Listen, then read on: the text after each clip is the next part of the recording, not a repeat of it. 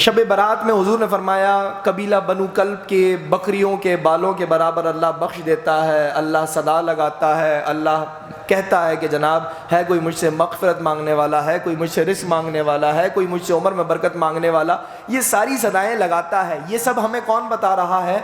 حضور، وہی مبارک ذات جس نے شب برات کا یہ سارا تعارف ہمیں کروایا ہے، وہی مبارک ذات ہمیں ایک اور چیز کی طرف متوجہ کر رہی ہے کہ شب برات میں چند لوگوں کو نہیں بخشا جاتا۔ آج صبح اٹھ کر اپنے اندر وہ خصلتیں دیکھیے گا، اگر وہ خصلتیں ہیں تو آپ سمجھ جائیے گا کہ آج رات آپ کے دامن میں کچھ بھی نہیں آیا،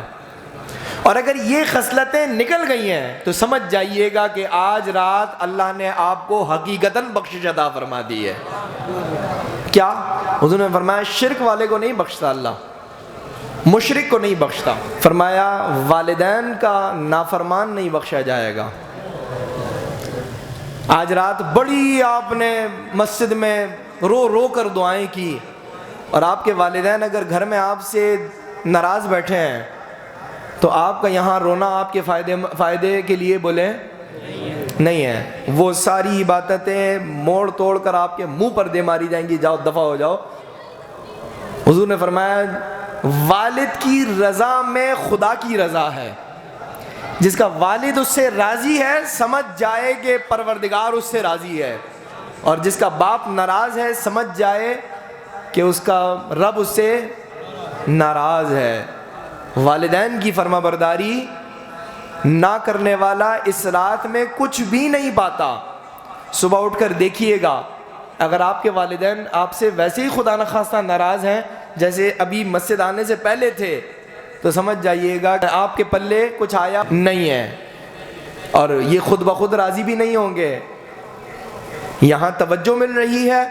جائیں اپنے والدین کے قدموں کو پکڑ کر، اگر خدا نخواستہ کوئی ناراضگی والا سما ہے، اپنے والدین کے قدموں کو پکڑ کر ان سے معافی مانگیں۔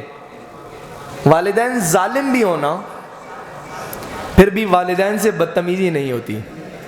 بلکہ نبی کریم صلی اللہ علیہ وسلم کی احادیث کی روشنی میں فقہاء نے اس بات کو لکھا ہے۔ ابھی تو یہ معاملہ نہیں ہے، لیکن ابتدائی اسلام میں تھا کہ اولاد اسلام قبول کر لیتی تھی، والدین بعض دفعہ مشرک ہوتے تھے، والدین کافر ہوتے تھے۔ ایسی صورت میں بھی والدین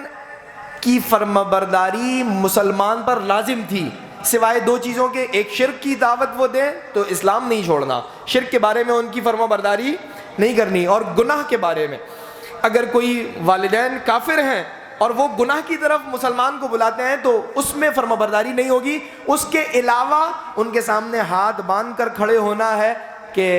والدین ہیں اگرچہ مسلمان۔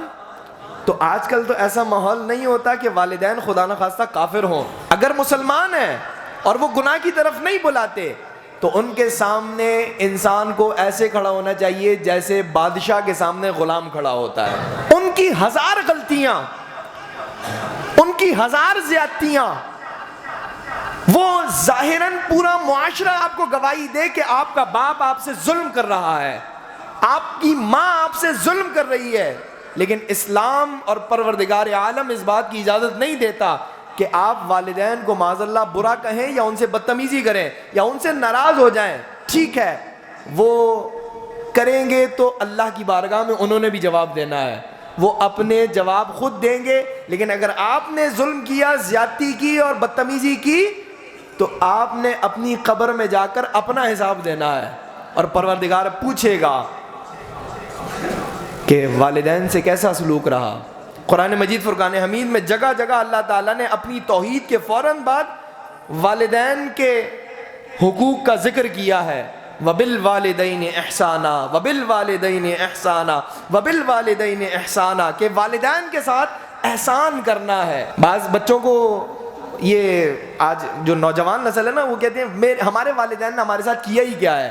ہمارے والدین نے ہمارے لیے کیا ہی کیا ہے، ہمارے لیے فلاں نہیں کیا، ہمارے لیے فلاں نہیں کیا۔ انہوں نے کچھ نہ کیا ہو، آپ نے تو کچھ کرنا ہے نا،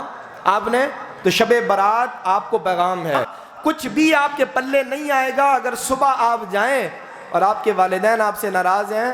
آپ کے نامہ اعمال میں بولیں یہ سارے ذکر و اذکار، یہ ساری عبادتیں، نوافل، یہ سارا جو مسجد میں وقت گزرا ہے یہ سب کچھ بیکار چلا گیا، آپ کا رب آپ سے راضی نہیں ہوا۔